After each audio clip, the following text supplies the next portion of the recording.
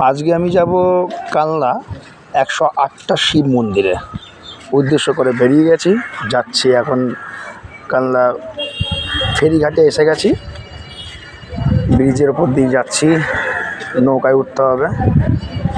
লঞ্চই বলে, এটাকে লঞ্চ বলা হয়। সেই লঞ্চে যাচ্ছি এখন, টিকিট সংগ্রহ করে নিয়েছি। লঞ্চে যাচ্ছি, লঞ্চে উঠছি, গিয়ে ওপারে যাব। ওপারে গিয়ে তারপরে মন্দিরে ঢুকতে হবে। নদীর জল প্রচুর পরিমাণে বেড়ে গেছে।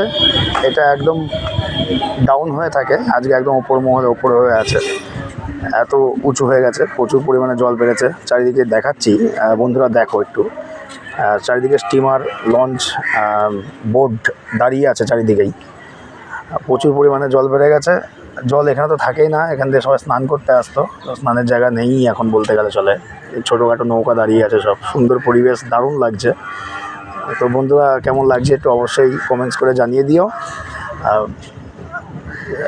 এই পারে চলে এসেছি আমি এখন, গাড়িটা হয়তো অন্য জায়গায় রাখবো। এই হচ্ছে মন্দির, 108খানা মন্দির, শিব মন্দির, কালনার নাম করা, খুব সুন্দর জায়গা, পরিবেশ। পরে ভিডিওটা দেখাবো।